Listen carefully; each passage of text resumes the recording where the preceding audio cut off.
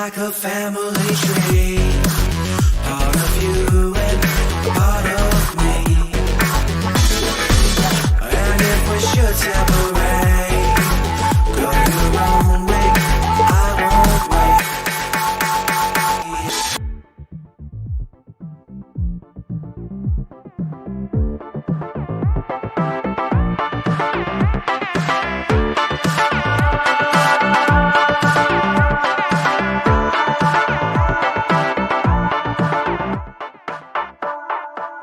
Bring the funk back.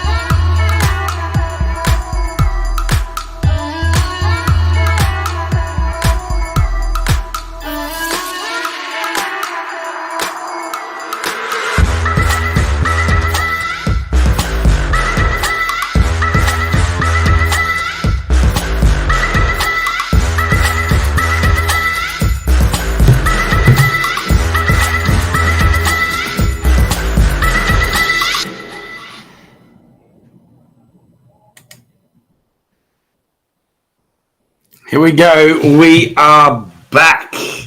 Chewin the FAT with the cat, back for another season. This has gone on a lot longer than I thought it would have after starting this as a bit of shits and giggles from the start of COVID to what it is today. So looking forward to another season of fun. Don't forget all the prizes and giveaways. I put a little bit of a video up today on the giveaways that we've got this season.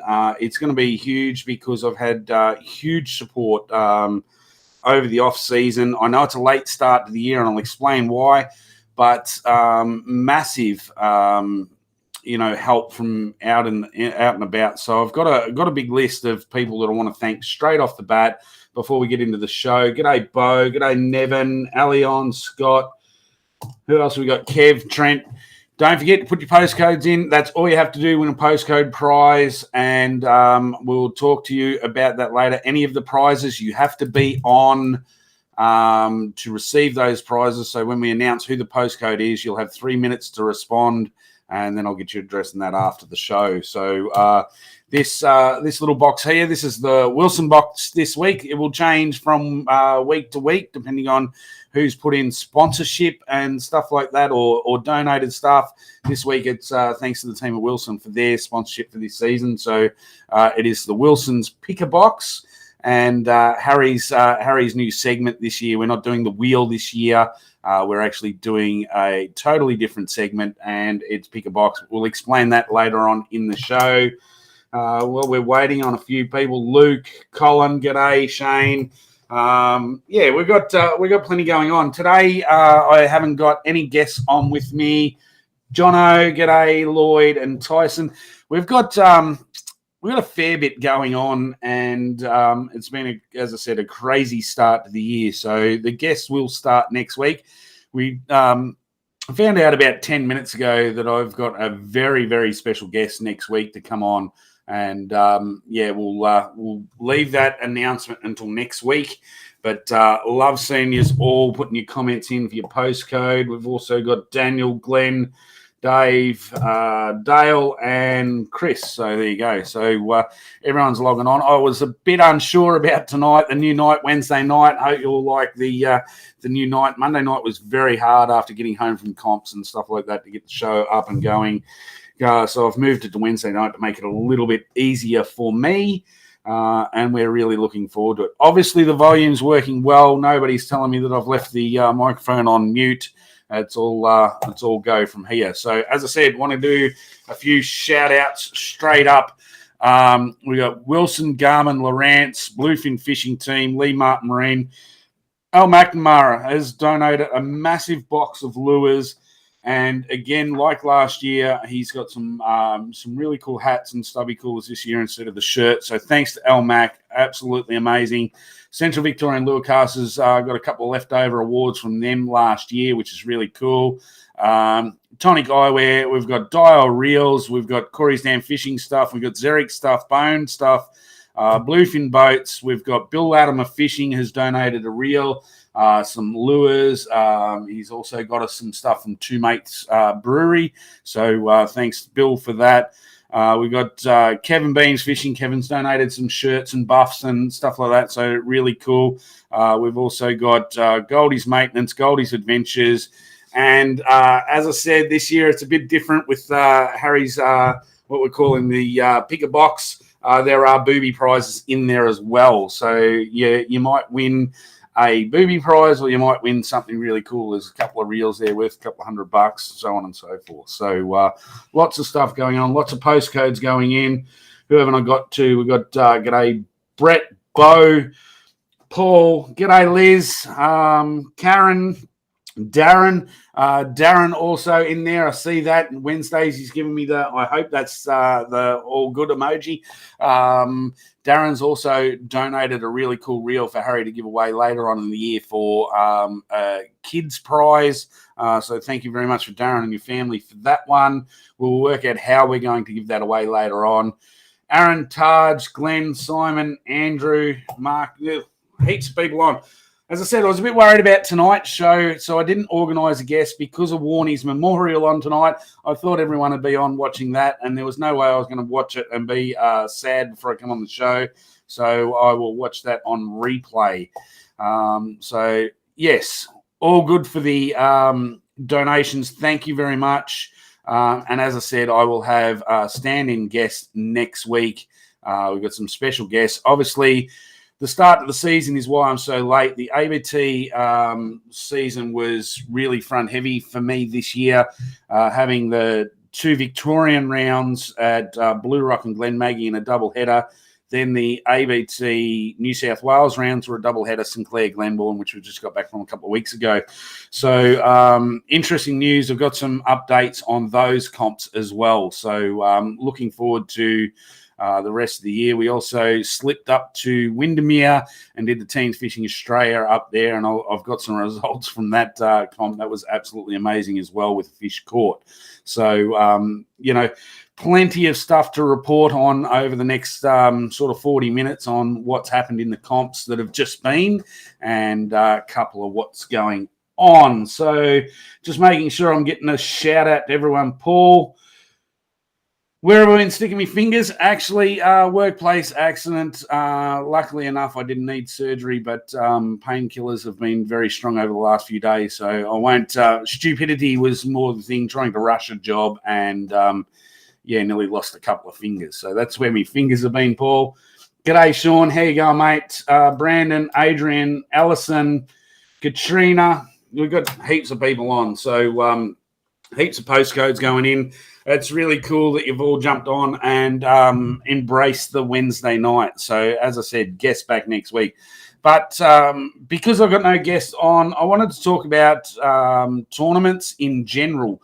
So don't forget, if you've got a question, it doesn't have to be a tournament question, but if you've got any questions to go into the pick a box draw for later on in the show, you've got to ask questions. So if you've got any questions, even ones like Paul's written there, any questions that I can answer or read out would be, appreciated to keep the show running. So as a live show, I'm relying on you guys out there to ask questions so I can answer them as best as what I can. But let's go through what's coming up to start with. I'm hoping to do each week, as long as the tournament directors send me the information. I've asked them for it, so if they can send me the information, I'll give you a shout out on what's going on in hopefully your area, because we are Australia wide, and I don't fish every comp. I'm not full time, so I do have to work at some stage. So if you are a tournament director and want to send me your dates for upcoming comps or whatnot, feel free to either put them in the comments, send me a personal message or whatnot. But I do have some dates that I knew were coming up. Obviously, the Central Victorian Lure Casters, Bonnie Doon, I believe. Shane's in the comments there. He might be able to give greater detail there, but that's the 2nd and 3rd. So this weekend at Bonnie Doon, and then straight away flip to next weekend, Central Victorian Lure Casters Super Series. That's the skin style event at Mulwala for the 7th, 8th and 9th of April. So the next 2 weeks in Victoria, you're tied up with Central Victorian Lure Casters. Get to them because they are a lot of fun, especially that Bonnie Doon round. Cheap entry and, as I said, a lot of fun. With the Super Series, it takes that next step up, and I'm really looking forward to that one after not being able to make the Nationals. Getting out on Mulwala, it's pretty much my home waterway. Hume around the back here, but I don't class that as a tournament waterway. That's more an eating waterway. So then the next comp that I know of after that is the ABT Clarence River Round, which is the 2nd, 3rd, or the 3rd and 4th of April or thereabouts. And then into the big one, the big cash one with the 25 grand prize pool, the Teams Fishing Australia. That one's the 29th and 30th of April and the 1st of May. So that's the big cash one at Mulwala. It's a multi-species comp, yellow belly and cod. So looking forward to that one. All right, so let's pop back and see that I've seen all the comments. G'day, Mitch, Ty, Paul. We'll get straight into some questions, and then I will go over the results of the 5 tournaments I've been to in the last 7 weeks. So it's been a pretty chaotic start. That's what I said. Couldn't start the show because I was away so much. Now I've back into it. I think I've got 2 comps in the next 3 weeks, and then I've got about a 5-month break of just a few local comps. So I'll be able to crank out some content and interview some really cool people. Don't forget also to mention in the comments, if you want somebody on the show that you really think would be worthy of getting on the show and having a bit of a chat, don't forget I've got all the good guests from the last 2 seasons that I can hit up again, and most of them said they will come back on. But if there's somebody else out there that you want to get on for a bit of a chat, definitely we'll go into that. So and I will look through those comments later on. Brandon's got one straight up here. How do you prepare prior to fishing a new location in competition?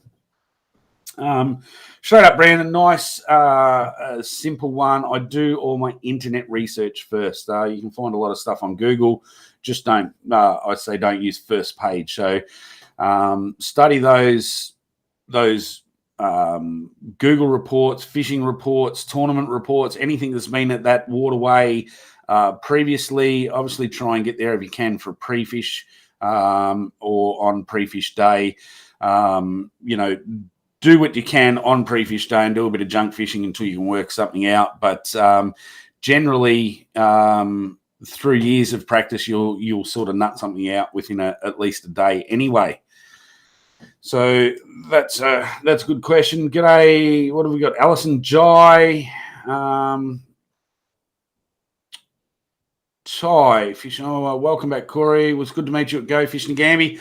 Yes, it was good. Good to meet you. Put a name to the face.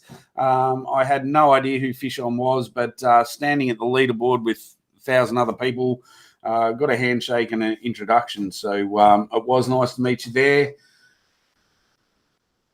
Paul's got one straight up here. How have people taken to individual weights in ABT? I don't know, Paul, to be brutally honest. I think it's been there's been some horror stories straight up after the New South Wales rounds because it was bring fish back. I think with the photo catch and release in the Victorian rounds, it wasn't too much of an issue.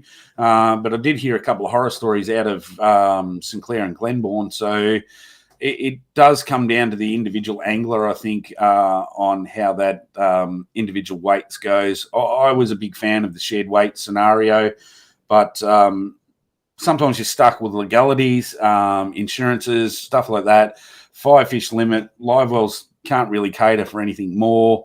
So, yeah, the verdict is out, put it that way, and we'll see what happens going forward with the individual weights and what happens over the next 12 months or so, I suppose. Thanks for the question, Paul. G'day, Greg. Cameron, we've got evening.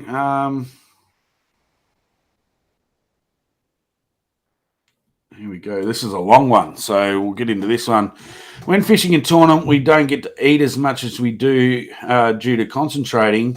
What do you eat through the day to keep energy and focus up? Also, what do other guys consume? Well, it's about brain smart, I think, and keeping yourself motivated. I'm probably, the TV does put on a couple of pounds, and I'm probably not the right guy to ask. But if you ask those guys at the top of the leaderboards, your Langers, your Coneys, your Mick Johnsons, those guys have been fishing well. They really look after their health when they're out on the water. I know some of the guys are even taking supplements, keeping their bodies right. I tend to stick straight to the water, lots of water, and I will always. I've always got an up and go. I've got my Yeti cup full of coffee. So it's still hot in the afternoon if I need a coffee boost, and I'd take fruit. I've got a lot of fruit on the boat, so even if it's packaged fruit, I still take a lot of fruit on the boat with me, and try and get through to that. Especially with the ABTs, trying to get through to that 2 o'clock period. Some guys do take wraps and sandwiches and stuff like that, but everyone's different, but I think the key is to, definitely keep your energy up. Less alcohol consumption the night before does help, so you're not dehydrated. And there's different sides of that story too, but that's an awesome question. Thanks, Sean.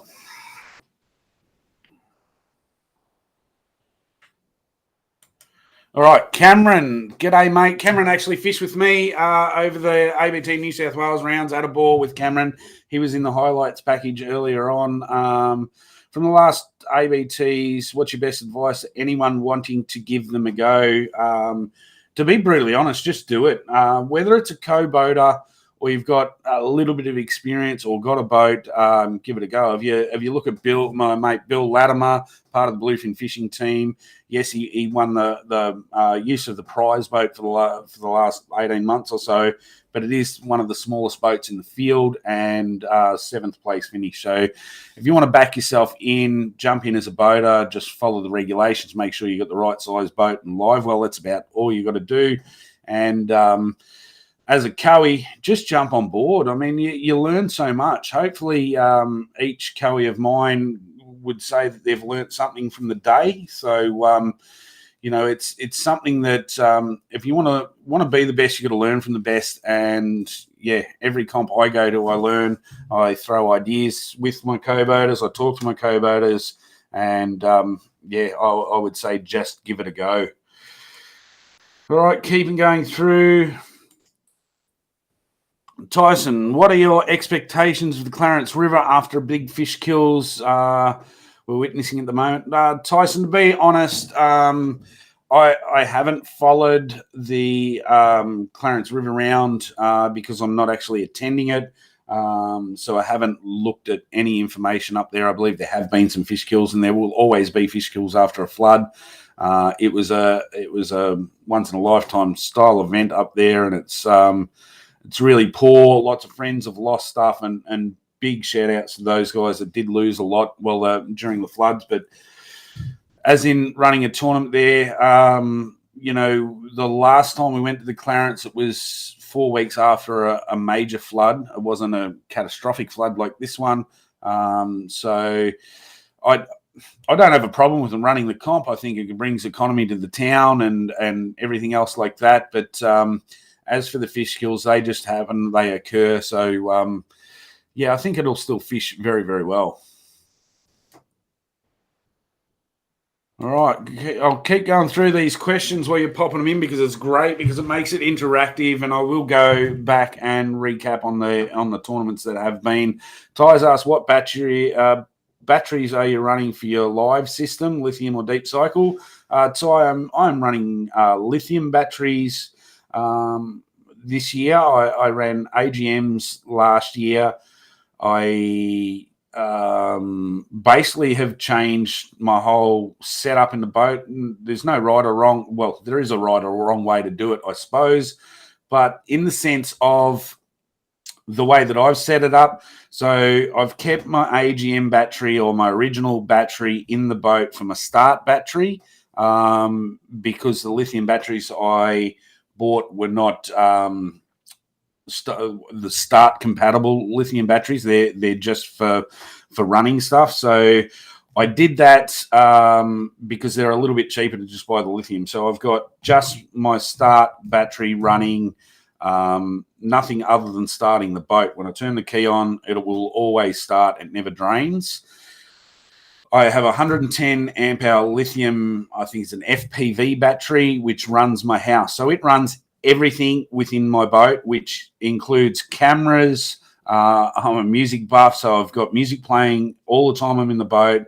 My live system, 3 sounders, nav lights, live well pumps, aerators, the whole lot. And I gave it a good crack at Sinclair and Glenbourne with catching fish early, running the live well all day. And out of that 110 amp hour, it's a 12 volt lithium battery, which runs every electrical in my boat, apart from my electric motor and starting my big motor.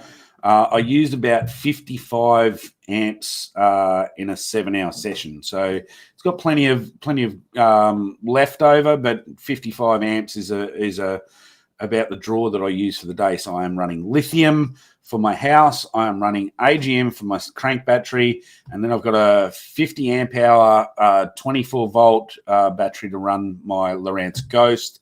And I'd tell you, you could get 3 days out of that. So that's what I'm doing. Thanks for the question, Ty. Rightio. I'm going to have a drink. Talking too much.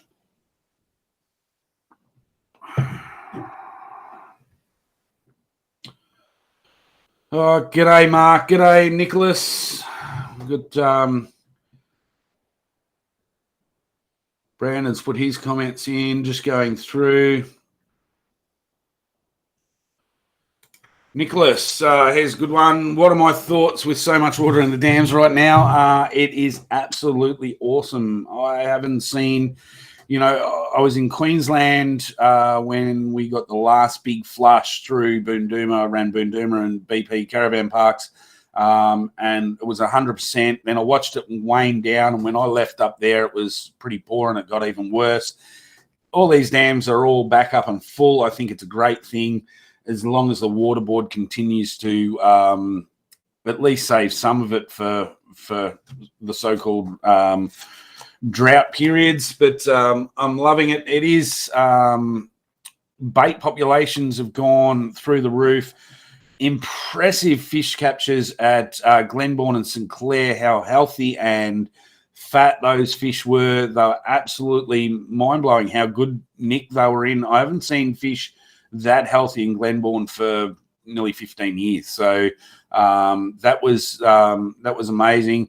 The redfin out at Hume here has spawned 4 or 5 times this year. So there's plumes of redfin. The yellow belly are getting massive. So I just think it's a win-win situation for everyone as long as the water boards in the different states all do their right thing.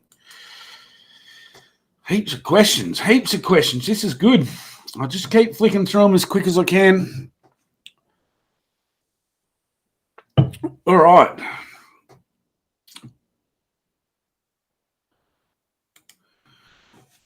All right, Brett's got one here. How do I attack your pre-fishes at different dams? Are there any particular areas or techniques you'd... We talk about, and I will go into Langers a little bit later with his results over the first 4 comps of ABT, but it comes down to time on the water and experience. So if you're on the water a lot and memorizing, a lot of guys can memorize it, but if you can't, keep a diary. It really does help. When I attack a dam, I draw back on memory. So, you know, there might be something that looks similar, or you get a gut feel about points or sharp rocky banks, low flats, weed beds, so on and so forth. So you go out and use what's in your memory bank and trial them first and then work from there. But you can do a lot of research before you get there, definitely. Pre-fish is something that you can do 75% of your pre-fish before you even get to the dam. You can view photos. You know, social media has been great, and you can see a lot. So that's probably a bit of a cop out, but time on the water does help with breaking down a dam really, really quickly, especially when you've only got 1 day. If you're going up there, you know, for a pre-fish weeks before, the dam can change so much. So different scenarios, but in general, using the memory banks is probably the best way to break down a dam. Species, I don't think they really change too much from state to state. If you're fishing for bass in Victoria, New South Wales, or Queensland, you know, you can catch them all the same way in all three states. So it's a point of working out really what they want to eat.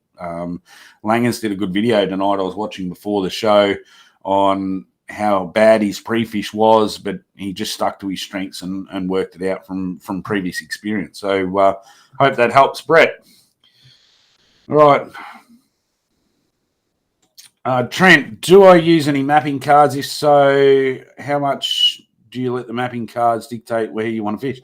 I do use the social maps through Lowrance. I run all Lowrance gear and always download the social map so I can get contours more than anything else on most dams.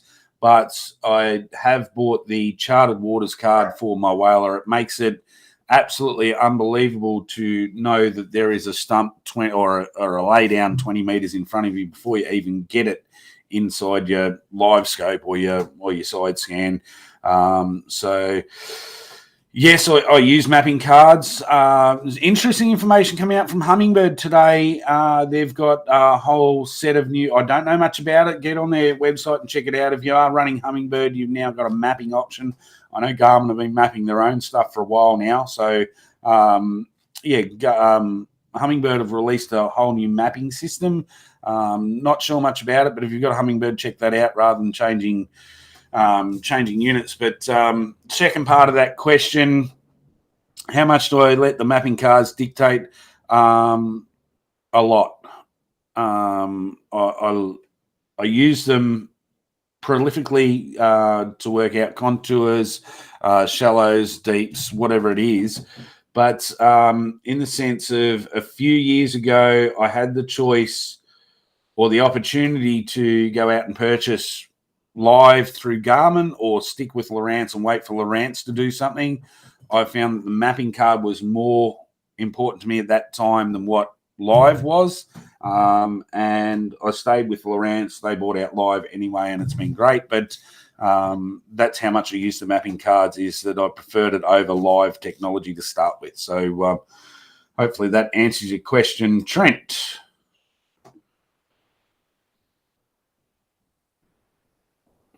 Let's go. Coney's put up Ocean Blend. Has zero affiliation. It's just good stuff. Zero sugar and it's wicked. Pick me up. There you go. So if you want to check out the Ocean Blend, I believe Mick Johnson's put a few videos up on it. I haven't actually personally tried it, but I know a few of the boys I was talking to, a couple of my co-boaters that used it, and it's pretty good stuff. So Ocean Blend, check that out in your own time. Thanks, Coney, for the update. All right.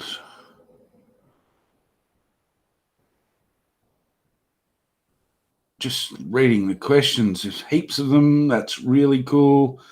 Alison's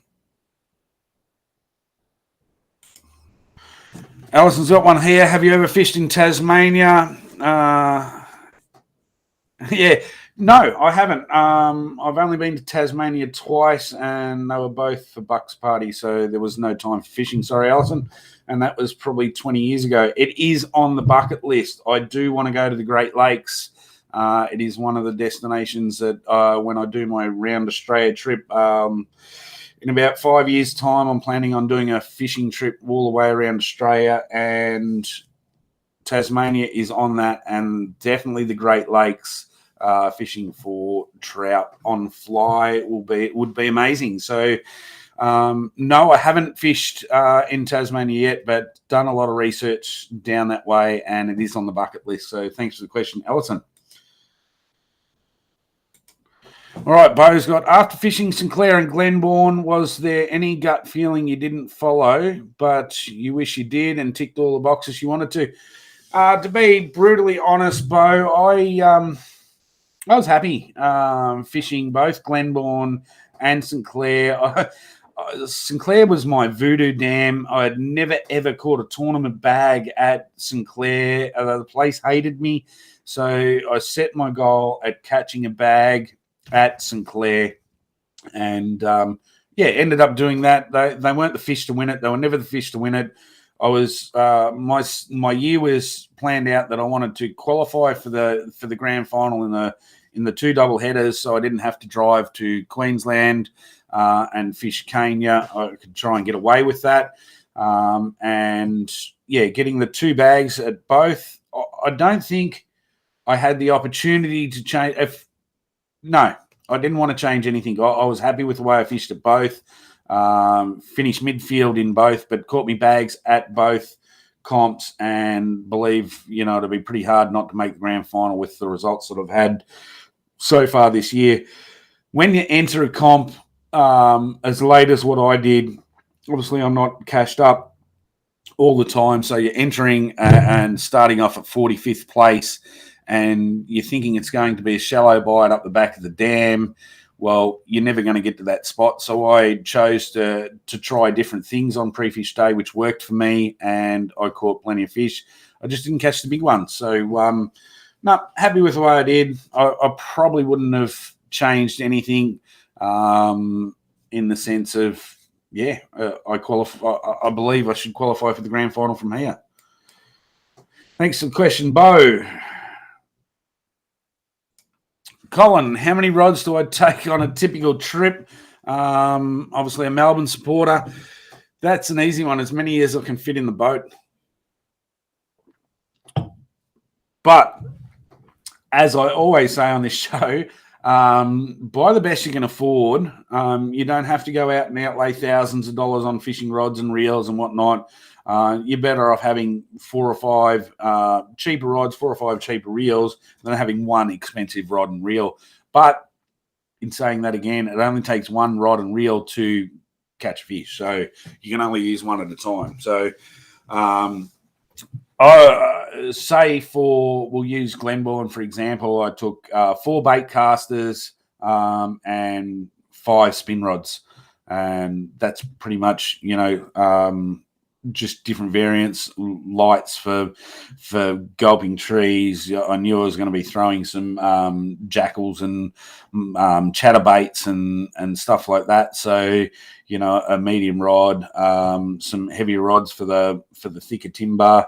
So a variety of different size rods more than anything else. And it's not I know guys that have got 25, 30 rods out on their deck, and it makes for I can't do that in my little boat. I can fit about 8 rods up on the deck, and that's about it. So it's not about how many rods you own, it's how well you use them. So, yeah, good question. Thanks, Colin. All right. I knew there'd be one in there somewhere. Lloydie, I am not worried about Essendon. You just worry about the Bulldogs, all right? And tell your missus that we'll have a little bit of a wager on Saturday night. That's how confident I am we're going to beat the Lions. So, Lloydie, that's you can tell Trace all about that one for me.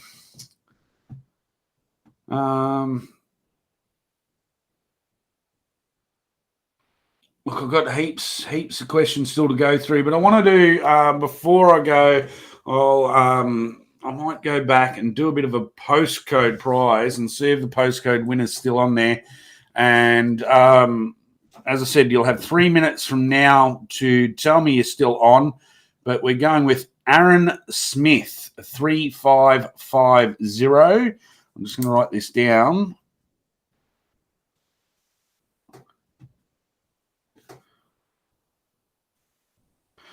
Aaron Smith, 3550. What you need to do is tell me that you're still on there. You've got 3 minutes to tell me you're still on there, and I will, in the comments,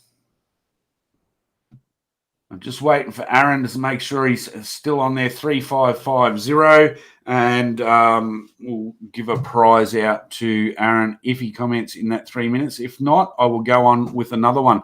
So while we're waiting for Aaron, as you guys might know, I'm not very good on the computers, but I'll try this and see how we go. And I'm just going to do a bit of a recap because there was some amazing things done over the weekend or over the last 6 or 7 weeks. And one of them was at the Teams Fishing Australia competition up at Windermere that was held a few weeks ago. And I just want to show you this here. So hopefully you can all see this on the screen here.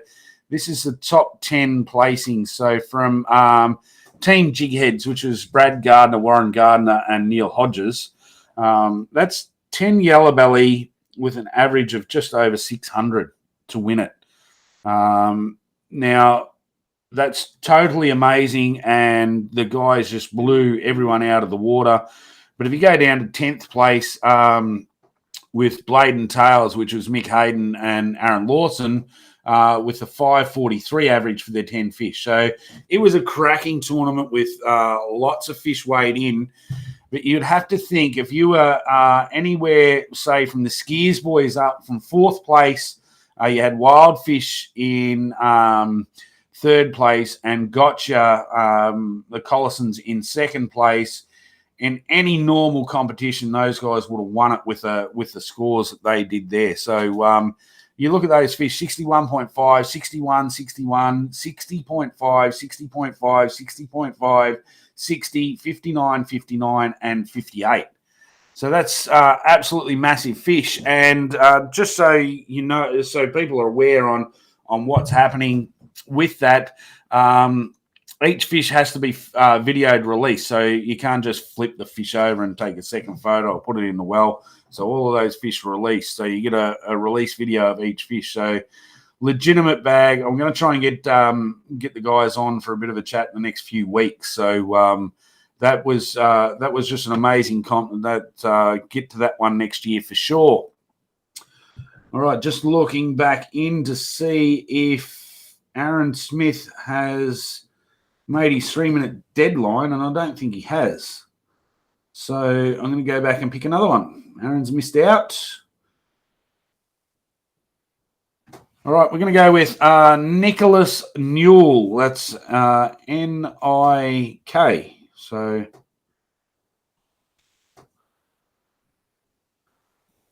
and that's 2295. Trying to give away the prize. So Aaron's missed out because he didn't comment in the comments. And we're going to go to Nicholas Newell 2295. You won the postcode prize tonight, Nicholas. If you can comment within the next 3 minutes in the comments box. So we're going to change from the teams fishing here and go to the ABT. So we'll go back to the start, and you'll see that the Blue Rock event was held in Victoria, and there's a name there right at the top of the list. Matthew Langford won that one. Mitch Cohn second. Declan Betts third. Colin Robinson fourth. Mick Johnson fifth. So there's your top 5 in that one. Matty Langford pulled that one out of the bag, and he's done his reports on his own page. That's Matthew Langford Fishing Australia. You can get the reports down for that one. But another amazing comp with a 10 fish for 7.5 kilos nearly. So Matty pulled that one out of the bag apparently on the last day to beat Coney. But that was a really cool result. Yep, Nicholas is on. So you've won the postcode prize. I will get that for you in a minute, mate, and show you what that is. So, yes, so we went down to Victoria to Blue Rock. We fished, and we got Langford there. But then we went straight over to Glen Maggie. As I said, it's a double header. And although Coney only caught 1 fish on the last day, it was enough to get him over the line, over Keegan Painter, Mick Johnson third, Dane Price, and myself fifth there.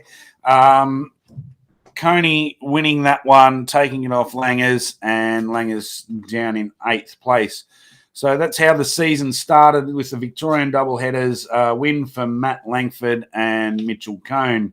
Then we went into New South Wales to Sinclair, and Langers won that one with a 7.3 kilos, so he'd won 2 out of 3. And Steve Muldoon second, Mick Johnson third, Dane Price fourth, Anthony Thorpe fifth, Coney there in 6th place. So we all thought, oh, yeah, he's won 2.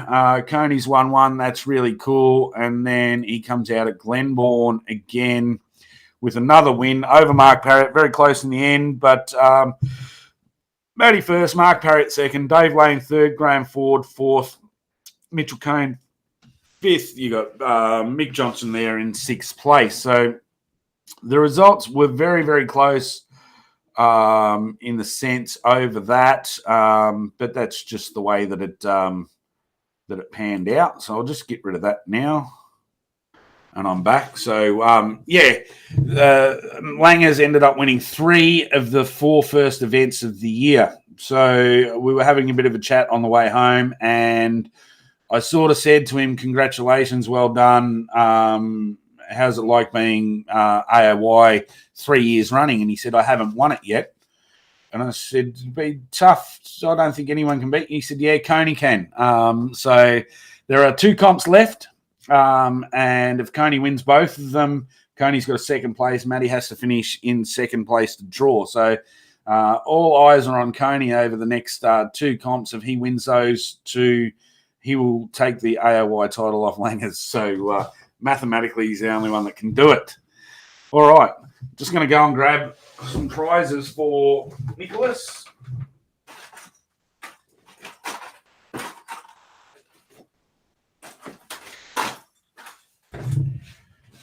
Right, I'm back. So, as I said, I got donated a heap of lures, big box full of lures. I'll keep giving them away to guys. I'm not sure where you're from, Nicholas. I don't know where 2295 is, but hopefully you'll be able to use these. We've got classic Barra lure. We've got a McGrath wide body. These are awesome around Yellow Belly and stuff like that. A nice little topwater Cicada there for your estuary or bass fishing. So that will be your prize. I'll post that out. Nicholas, you need to send me your address to Corey's Dam Fishing Facebook page, and I will get that off to you. All right, go back to a couple of questions, and then we're going to work out who's going to be in for the Picker Box prize, which is really cool. You would have seen all all the prizes that we've got in the box. As I said, there's value up to probably $300 in some of the prizes. So it's all in the Wilson Picker box tonight. So, but there is a twist. You have to be on to win it. So I'll go back.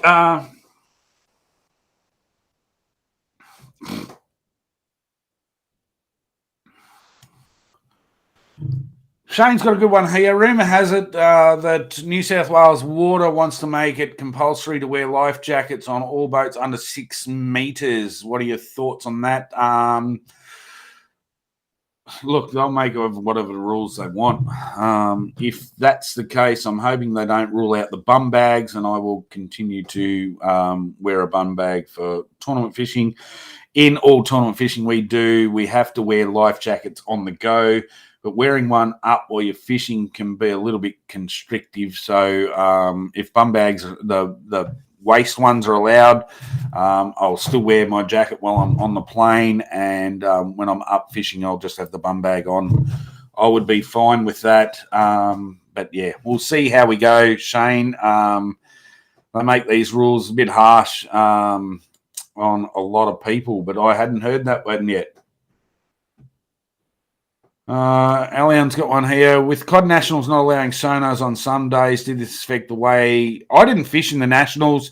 Talked to a lot of people. Obviously, I did a live stream from the Nationals, and people liked it. Other people didn't like it. So, look, as a tournament, you make the rules. It's your choice as a fisherman. You know the rules before you go in. The worst thing they could do is change the details mid-event, but in the sense of if a comp wants to ban live sonar, well, that's fine. Just go ahead and do it. I've got no problem with that. But do it before the comp, so you've got the choice. Either pay the money and fish it or don't. It becomes a personal preference that way, and I got good and bads for both. It obviously didn't change anything for Thomas Pinter. He won 3 in a row, so I think he won it the first year without live. He won it the second year with live, and now he's won it with a combination of both. So Thomas is obviously, a pretty established fisherman in that waterway. It's up to the tournament director. You either pay your money or you don't. All right, Shane said Great Lakes. Yeah. All right, thanks for the update, Shane. That's a comment on before. I will check that out for you and get back onto that. Did Langers end up finding his towball at Glenmore? Yes, he did. For those who didn't see what happened, generally we camp in a group of about 7 or 8 of us. It's an awesome group of guys, great sense of humour, and there's a lot of shenanigans that go on from comp to comp, and the double headers are even worse because you're travelling together. And at Glenbourne, we went into the briefing, and somebody decided to steal Matty's towball, and he didn't realise until he got back to hook the boat back on, put the car into reverse, looking for the towball and couldn't find it, got out, and I got the blame for it. I can tell you it wasn't me. I had nothing to do with it this time. So, yes, he did get it back eventually. But like anything, it didn't. We were trying to knock him off his game, but it didn't work.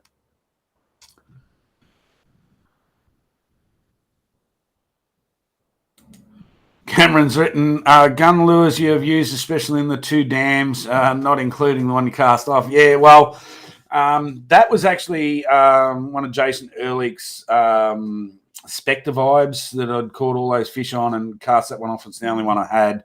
But Bassman, small Bassman mumblers worked really well for me.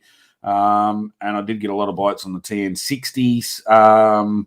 So, yeah, I mean, other guys, as Langers has put in his reports, have done the deep and shallow jerkbait bite. So for me, it was all a reaction bite through the tops of the trees, and it worked for me. I caught 20 plus fish, 10 plus fish on nearly every session. So I was pretty happy with that. I'm going to call Harry out because we're going to have to get the box done very, very soon, and he has to go to bed, of course, to get up for school. So Harry's inside, my number one supporter. He'll be inside watching. I'll call him out, and we'll get on to Harry's box. I'll still go through the questions. I'll read your comments, Alison, later on your replies to the plenty of spots in Tasmania because I do want to get down there.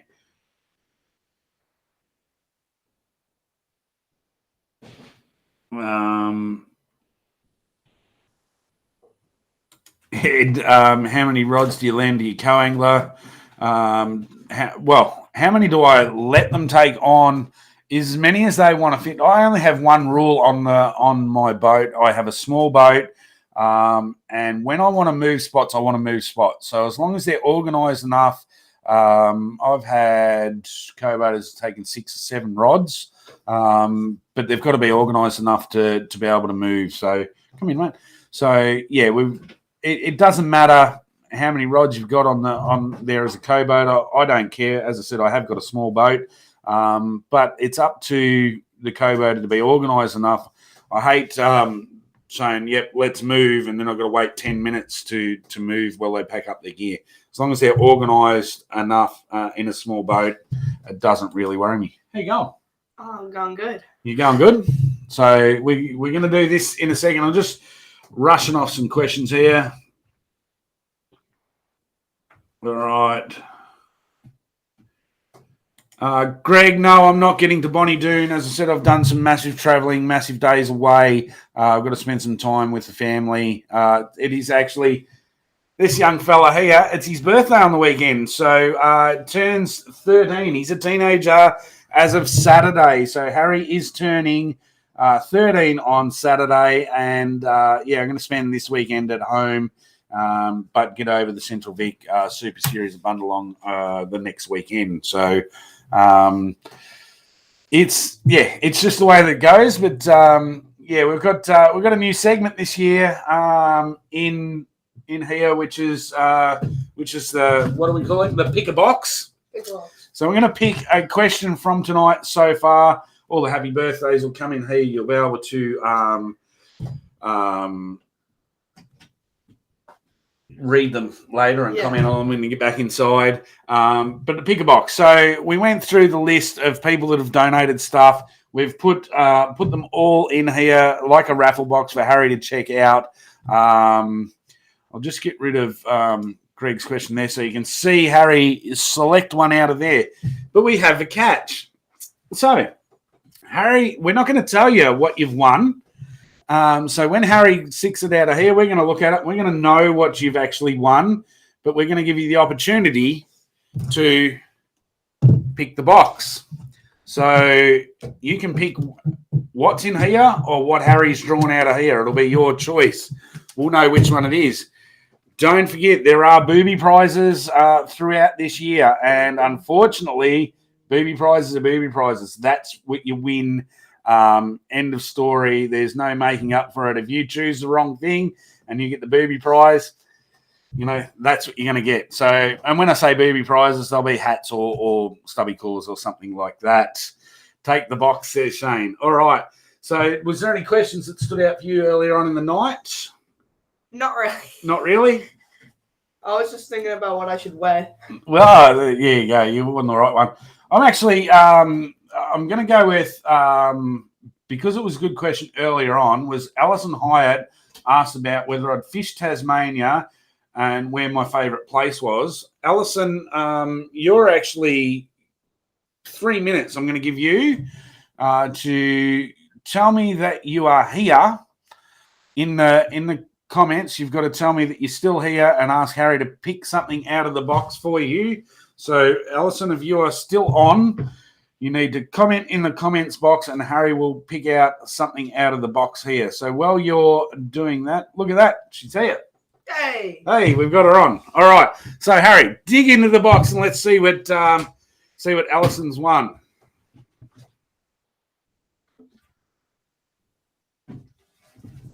All right, let's not show them. Ooh. So, Alison, you have the choice of what's Harry's picked out here. You keep that there, or you have the choice to pick a box. So in the box is a prize, or in Harry's hand is a prize. We're not going to tell you which is which, but you need to tell us in the comments which one you want, whether you want Harry's prize or you want the box. So you tell us. Allison's still there. Yes, we've got you there. So all you need to do is tell us whether you want Harry's prize or what's in the box. So that's all you've got to do to win the prize for tonight, Allison. And I will go back and do some more questions when you've commented. Happy birthday, Harry. There you go. There's a heap of happy birthdays for you, mate. You've got a heap of people to reply to. Yeah, everyone's saying take the box, Allison. We'll just wait for your comments, just in case there's a bit of internet lag.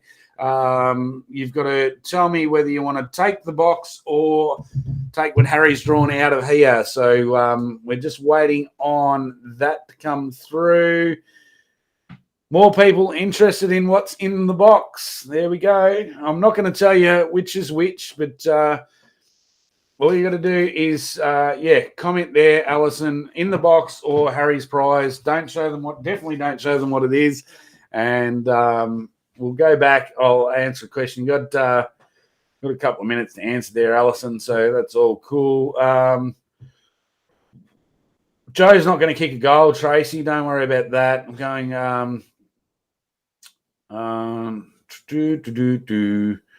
Galway's got a question here. We're waiting for Allison to answer. How much pre-fishing are you going to do for the Native Classic? One weekend, which will be this Sunday. I'm going out for pre-fish. So that plus the comp, I suppose, 3 days. So, yeah, not a lot, but I will be on the water for sure. Last year we didn't do any. We're just going back. Allison, Harry's prize, please. I think this is there you go. All right, so you go and grab the prize from over there and we'll tell you what it is. Rightio. So this was actually donated by Bill Latimer Fishing, who I've seen was in the comments before, and you've actually won a Daiwa fishing reel. So it's a LT 4000C fishing reel. That is really cool for first up to win the fishing reel. It is a nice piece of kit there. Beautiful fishing reel. As I said, it is donated by Bill Latimer Fishing. And, really cool first up prize. I was hoping you chose it because in the box was the booby prize and it was just one single lure. So that was all you're going to win in the box if you chose. So good choice, Allison. You're welcome.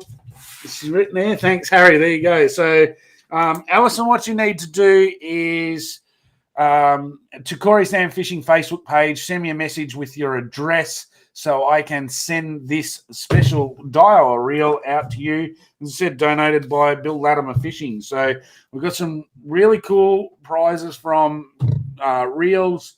There'll be more donated throughout the year. We've got lure packs. We've got fishing shirts. We've got stubby coolers. We've got booby prizes. But just writing your name down here so I remember it, Allison. I will get that away this week for you. I'll send you tracking numbers and all that sort of thing. So how do you reckon your new segment went? Well, it was a good prize to start off with. Was a good prize to start off with, and an awesome prize, actually. So that's Praise the box. Praise the box. Awesome. Thank you, Harry. So as each of them goes, they actually get taken out and they don't go back in because they're a one-off prize.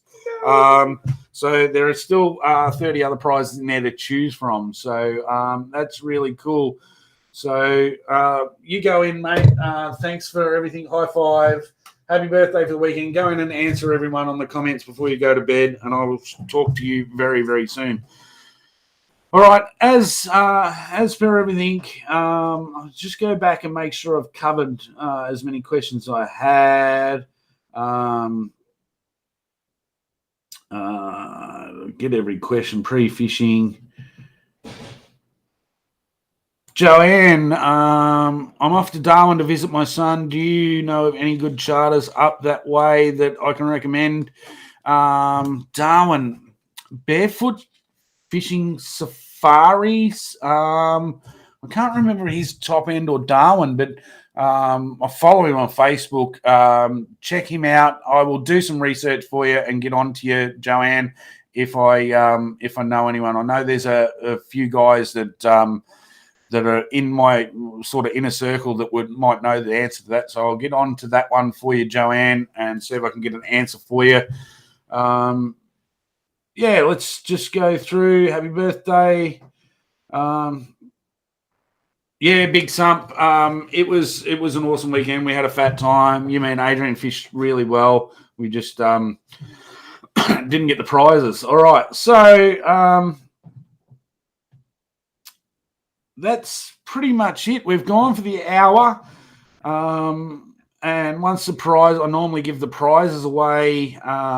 That's sort of pretty much it. So I am going to finish off the show with a product review. Obviously, petrol prices have gone through the roof, and it's really expensive in tournament fishing with the big motors.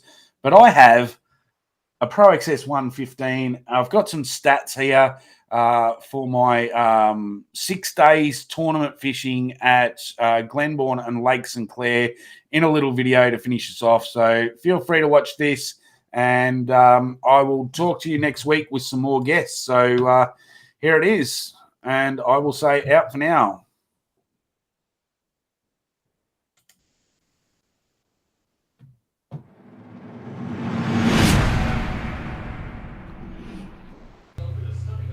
The Mercury Pro XS 115 CT. If you're looking for the power of a 2-stroke and the economy of a 4-stroke, you can't go past the Pro XS 115. I recently had the pleasure of going to the ABT doubleheader in New South Wales.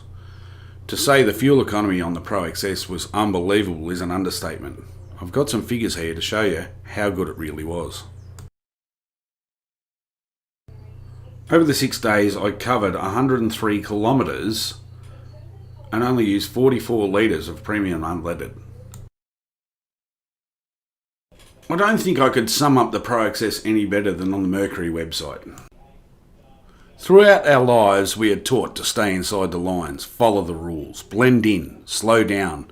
But living amongst us are some who ignore the rules, who always want to go fast, who never blend in, who don't even see between the lines. For those boaters, the Pro XS is the one. If you're fishing tournaments where speed is king, no other brand will do. The Pro XS boasts superior acceleration and exhilarating top speeds, not to mention the great fuel efficiency. It is also the lightest outboard in its class. The Pro XS delivers heavyweight power from a lightweight physique. It's like a world-class athlete. Whether you need to get to the fish first or simply crave the thrill of velocity, the Pro XS will get you to where you want to go.